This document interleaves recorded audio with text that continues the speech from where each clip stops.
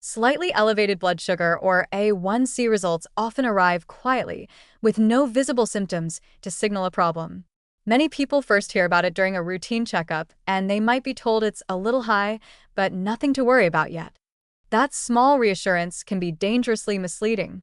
A fasting glucose reading above normal but below the diabetic threshold, typically between 100 and 125 milligrams per deciliter, or an A1C hovering between 5.7 and 6.4% signals that the body's insulin response is faltering.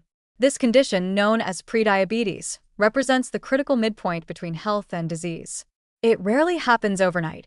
It's the cumulative result of years of dietary imbalance, sedentary habits, and stress-induced hormonal disruption.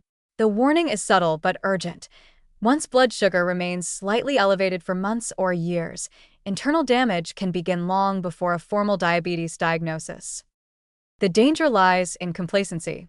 Elevated A1C levels mean that sugar molecules are attaching themselves to your red blood cells more than they should, thickening your blood and subtly injuring blood vessel walls. This damage happens silently, raising your risk for heart disease, kidney strain, and nerve inflammation even before diabetes takes hold. The early warning signs may seem unrelated: slower wound healing, occasional blurred vision, frequent thirst, or fatigue after meals, but they are clues that glucose regulation is slipping.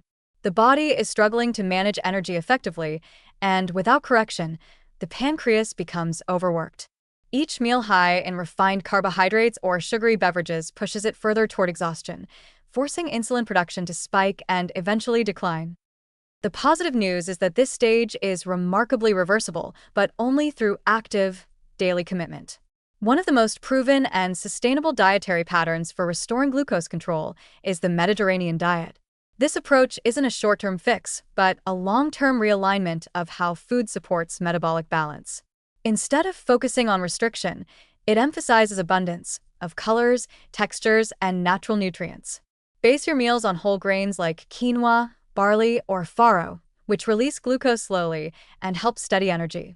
Include an array of vegetables, particularly leafy greens and cruciferous types like broccoli or kale, to supply antioxidants that protect blood vessels from sugar-related damage. Incorporate healthy fats from extra virgin olive oil, avocados, nuts, and seeds, which not only satisfy hunger but also reduce inflammation that interferes with insulin sensitivity. Protein plays an equally critical role in stabilizing blood sugar. Lean sources such as fish, chicken, tofu, or legumes slow digestion and prevent the spikes that follow carbohydrate-heavy meals. Fatty fish like salmon, sardines, or mackerel are especially beneficial due to their omega-3 content, which improves heart health, a major concern for anyone with elevated glucose. Limit or avoid processed meats, refined flours, and foods with added sugars, as they accelerate insulin resistance. Replace sugary drinks with water, sparkling water with lemon, or unsweetened herbal teas. If you crave sweetness, choose small servings of fruit instead. The fiber in whole fruit moderates sugar absorption, preventing abrupt increases in blood glucose. Lifestyle changes amplify these dietary efforts. Regular physical activity works like natural medicine for blood sugar management. Aim for at least 150 minutes of moderate exercise each week, such as brisk walking, swimming, or cycling. After meals, even a 15-minute walk can make a meaningful difference by helping your muscles use glucose directly, reducing the demand on your pancreas. Strength training 2 or 3 times per week enhances this effect by increasing muscle mass, which serves as a reservoir for glucose storage. The goal isn't perfection but consistency. Each small action contributes to the body's ability to recover metabolic balance. Equally important is stress and sleep management. Chronic stress floods the body with cortisol, a hormone that raises blood sugar levels and weakens insulin efficiency. Techniques like deep breathing, yoga, or simply taking quiet breaks during the day help bring this system back into balance. Sleep, too, has a powerful influence on glucose metabolism.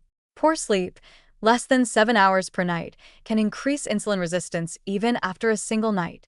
Commit to a sleep routine with consistent hours, a darkened room, and minimal screen exposure before bed to support healthy hormone cycles. The key warning to remember is that slightly elevated blood sugar is never benign. It is not a number to watch and wait, but a signal to act decisively. If left unaddressed, prediabetes can progress silently for years until the symptoms become irreversible. Yet the hopeful reality is that with the right interventions, blood sugar and A1C can normalize in as little as a few months.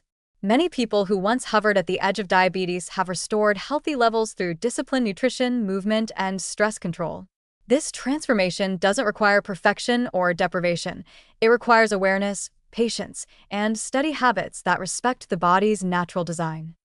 Treat that slightly high glucose reading as an invitation, not a sentence, a moment to pivot toward health while full recovery is still possible.